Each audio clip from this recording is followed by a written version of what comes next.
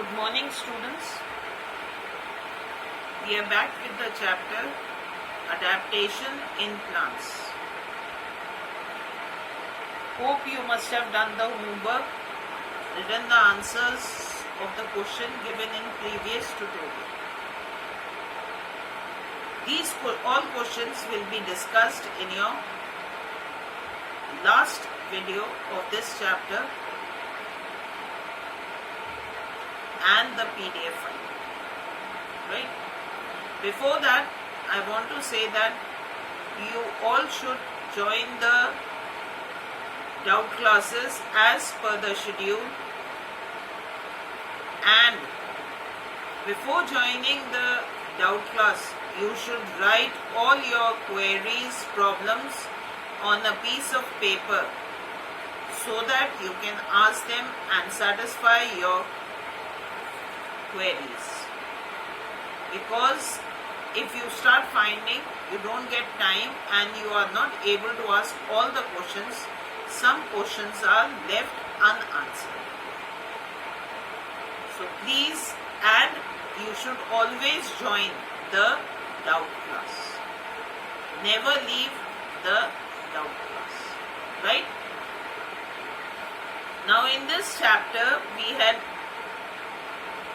studied terrestrial plants. What are terrestrial plants? The plants which grow on land. Right? They have some special characteristics, and on land also there are different places like cold region, plains, marshy areas and desert. Plains can be colder plains or simple, normal, moderate temperature. Then the areas having too much of water, and the place where there is very little amount of water. So today we are going to start aquatic plants. Aquatic plants. What are aquatic plants? Plants growing in water. Those plants which grow in water are called as aquatic plants. Aquatic plants of three types: floating plants, fixed plants and underwater plants. Floating means which float on the surface of water or in water. They move like moving plants. They move from one place to another with the flow of water. Fixed plants have proper roots. They are anchored to the seabeds and they remain fixed at one place. They do not flow away with water currents. And the plants which grow beneath the water, that is at the seabed. Okay? Now we start with floating plants. Floating plants are small, light, spongy.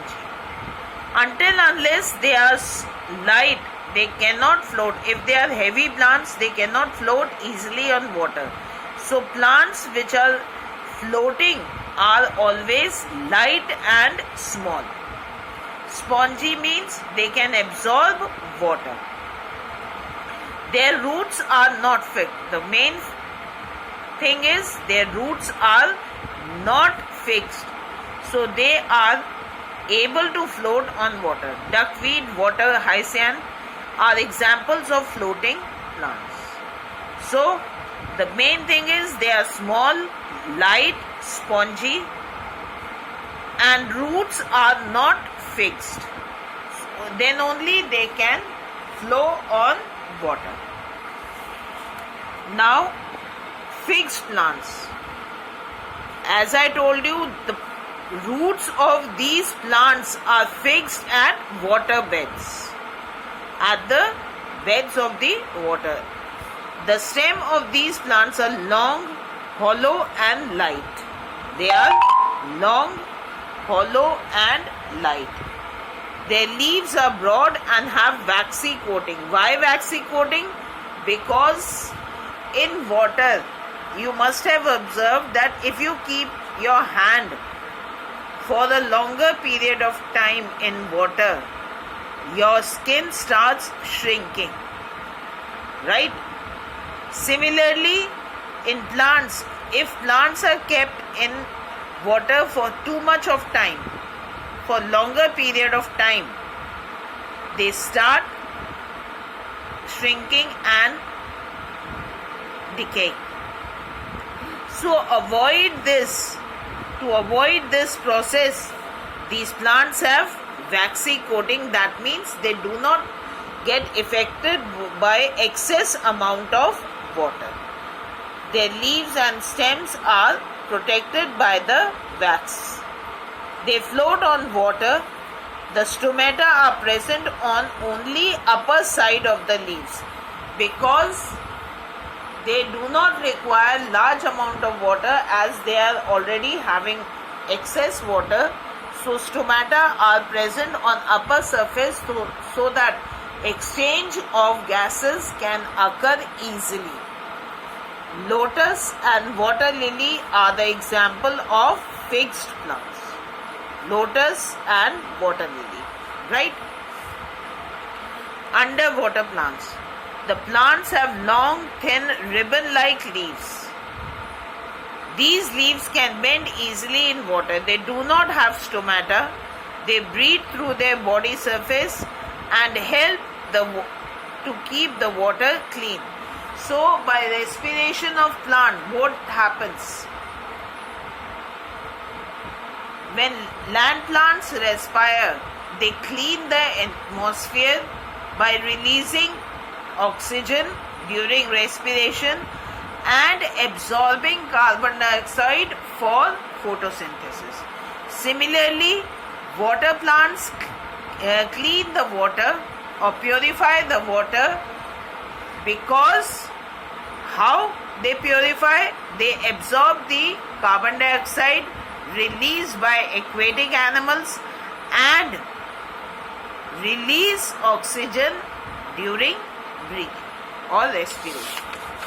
Now, this is a task which you have to do. What we are talking about, you have to write. They shed their leaves during autumn seasons. What are these? Deciduous trees. So you have to write the names of the plants of they show these characteristics, right? Now, general adaptation we have learned, like water, the plants growing inside water or floating water. They are called aquatic plants. Plants which grow on land are called terrestrial. There are special characters which are developed in plants due to certain reasons.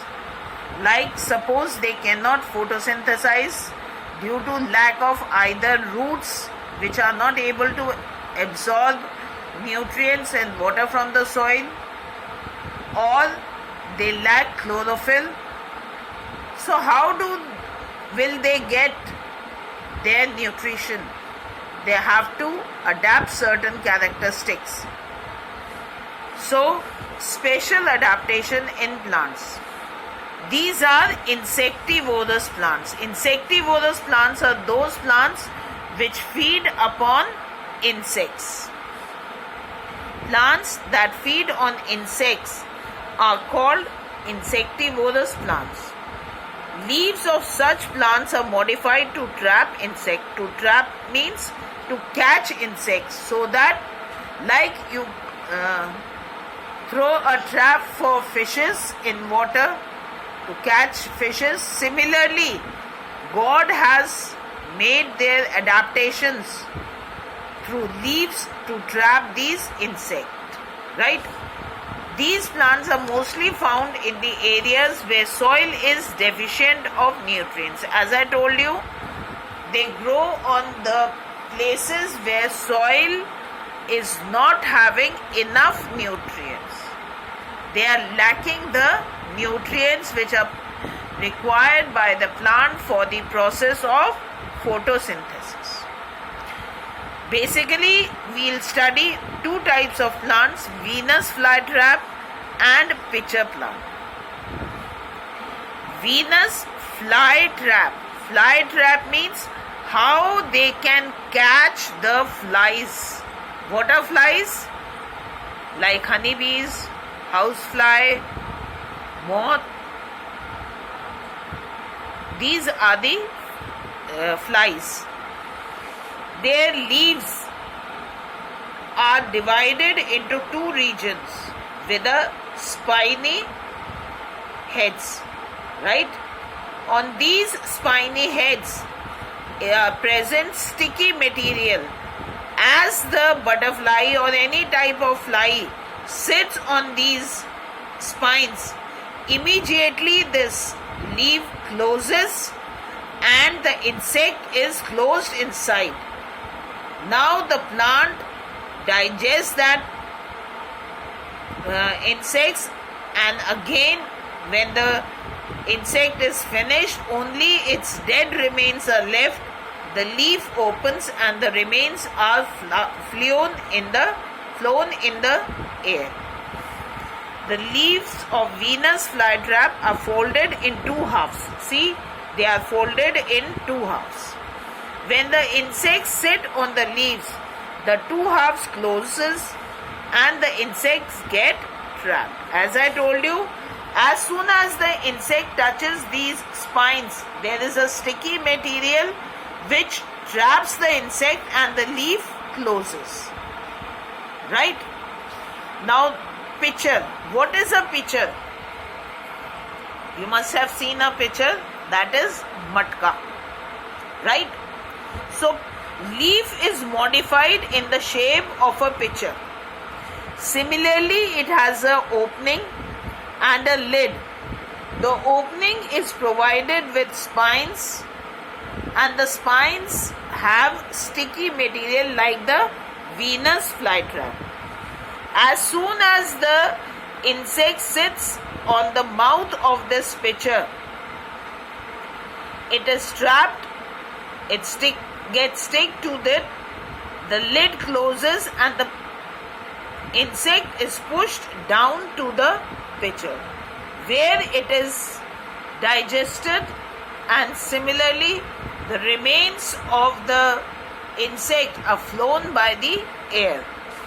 The leaves of the pitcher are in the form of pitcher that contains sticky fluid. I told you there is a sticky fluid.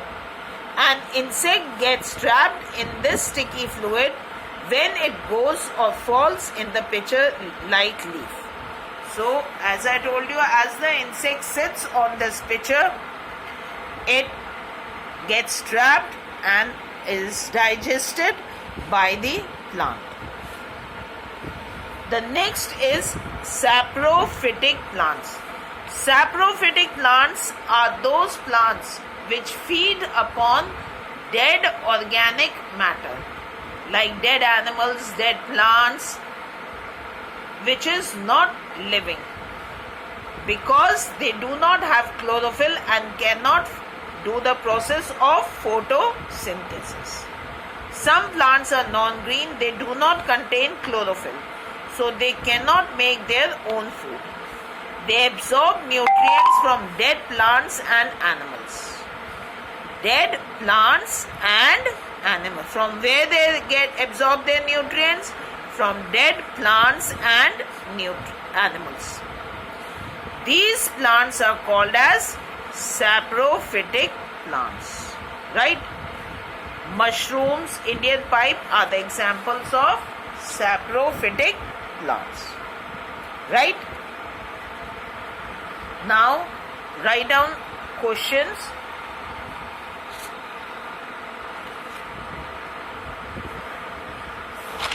Yes, your first question is,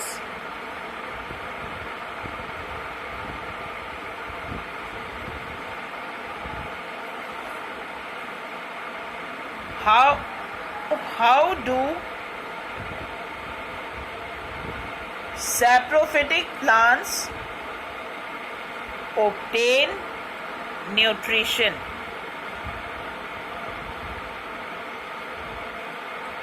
Next question. Why Venus flytrap or insectivorous plants have special adaptations. Why insectivorous plants have special adaptation?